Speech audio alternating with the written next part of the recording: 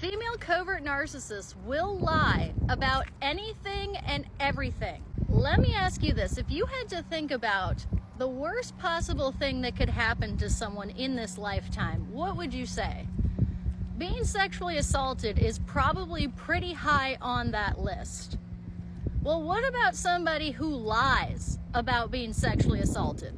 A female covert narcissist will tell you the most horrific experience that they have with this, and they have no problem lying and making it up to gain your sympathy.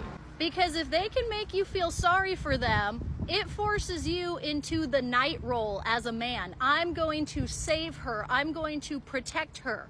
And that is a very, very appealing notion. Female covert narcissists are very aware that certain men like to be in this role, and they play up that damsel act by telling you that they've been through horrific crimes committed against them. Now, as a certified domestic violence counselor, I will tell you this. All sexual assault survivors are different, but a lot of them do not want to talk about the worst thing that ever happened to them. And they will go out of their way to not bring that up unless they absolutely have to. For example, somebody asks them a direct question that they have to answer, or it's starting to impact the intimacy in their current relationship, so they have to disclose it to their partner.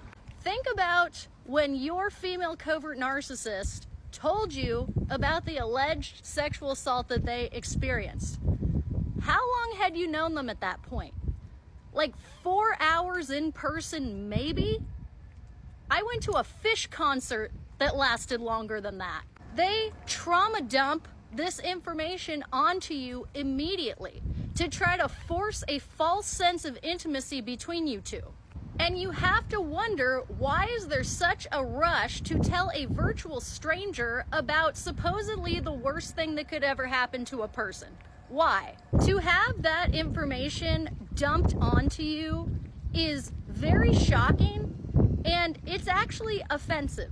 Because if you weren't directly asking them and they're just throwing that onto you, they're trying to make you into their therapist, and you're not that.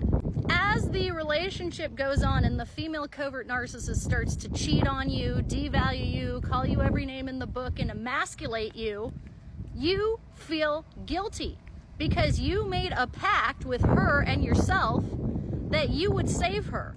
So now you are way more likely to sacrifice yourself and your money, time, energy to try to save a person who's been manipulating you from day one.